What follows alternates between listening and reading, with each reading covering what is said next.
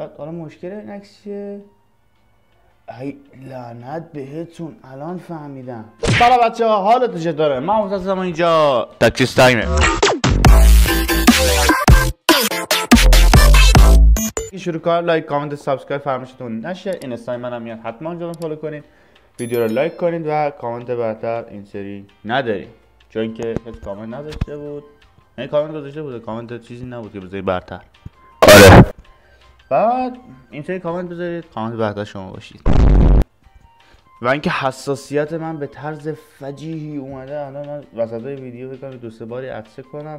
سراغ ویدیو. اولین عکس این داداشمونه که از مرگ هیچ ترسی نداره، یعنی اصلا هیچ انگار مثلا زیر پات 1 متر دیگه، نهایتا بیفتی 1 متره. داداش همه عکس حالا گرفته 2 متر فاصله است. بیفتی دست پات میشکنه. حالا خدا کنه که فقط همین باشه، آینوان براش هیچ اتفاق نیفتاده باشه. عکس بعدی این دوستون رفته توی چاه. حالا اوکی، ولی این چه امنیتیه؟ یارو پاش رو جوری گذاشته رو وای اون، یعنی که این قسمت ساعد نه چیش میگن این تیکه رو، ساق پا گذاشته روی مچ پای اون و اینجوری شده که نیفته. و به نظر من اصلا به درد نمیخوره. میتونید از اون بچه پشت سری توی کمکی بگیرید که بیاد اونجا و کمکتون کنه. اینجوری روش بهتری نیست؟ یا خدا نگاه، چرا با دست نردبون گرفتن؟ آره ملت دیوانه ندی. خب نمیتونید نردبون برو چقدر سوتی میدونم دوست، نمیتونید یه نردبون بزرگتر بیارید برای این کار؟ واقعا راه بهتری هم هست.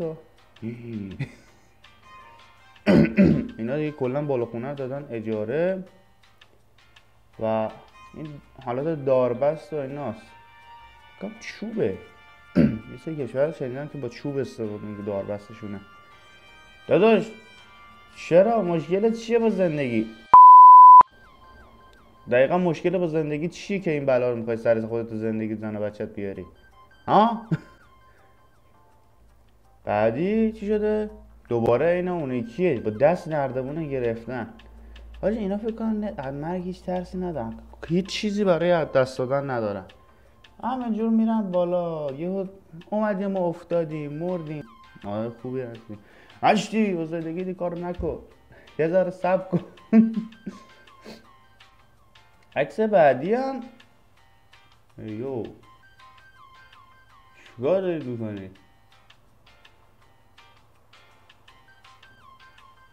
حاجی من این نمیفهمم. ببین چند نفر اون بالا، اوکی الان 2 تا بچه‌ام، یکیشو این ور واسه یکی بالاترش. بعد حالا مشکل این عکس چیه؟ ای لعنت بهتون الان فهمیدم. اون تنابه که بهش وصل هست، اینا میرن تو این میشینن، اینا این تنابو میکشن. خب تا الان کاپ احمق ترین دادیم به ایشون. واقعا الان من فهمیدم سیستمشون چیه. بعدی اینا نردبون ندارن، کلا آشنایی با نردبون بلند ندارن و اینا که اصلا نردبون ندارن. نگاه کن پاشو گذاشته رو شونه، اون یکی داره با دریل اینجوری البته پیشوش شارژی. مهم نیست حرف این، حرف من یعنی ولی چرا این کارو میکنی؟ باز هم میگم بچه‌ها زندگیتون ارزش هیچ چیزی نداره. من یک فردیم که میدونید که من زندگی خیلی باید بشه. با چقدر داره میگید زندگیتون رو این کار نکنید. باش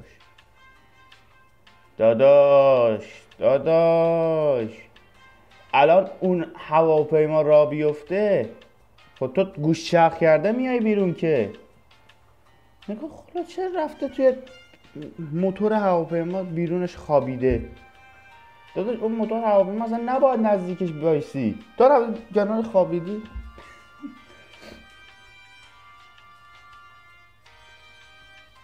بچه من دیگه نمیدونم چیکار کنم. این چیه؟ نگاه برداشته نمیدونم چیه. من متوجه نمیشم این چیه. ولی هر چی تو نباید این کارو کنی. میدونی اگر پشت بیاد چه بلای سرت میاد، شاید کارو واجب اصلا دلیل نمیشه. همون اون یه دونه دستی که اینجوری گرفتی، دست اون اینجوری، دست اینجوری گرفتی، بس دیگه امنیتت کامله.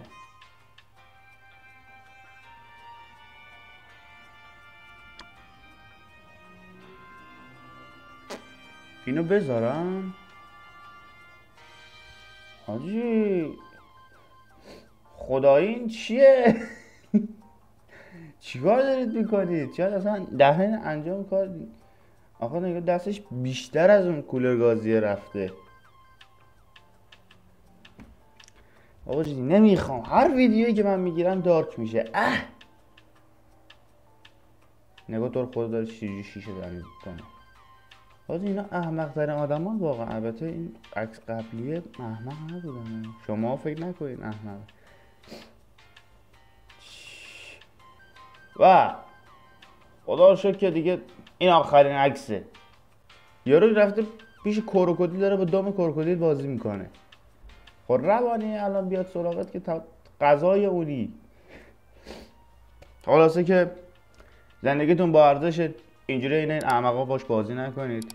نمیدونم کروکودیل و مثل اونه که با پیرمرده ولش کن، اونو نگیم اصلا، نریم سراغش، هیچی بیخیال. و نردمون بخرید، نردمون که بشه ازش استفاده کرد. و دستون دار نکنید دیگه. مثل که در اینجا ویدیو با هم بودید، لایک کامنت سابسکرایب فراموشتون نشه. و تا ویدیو دیگر، خدا نگهدار.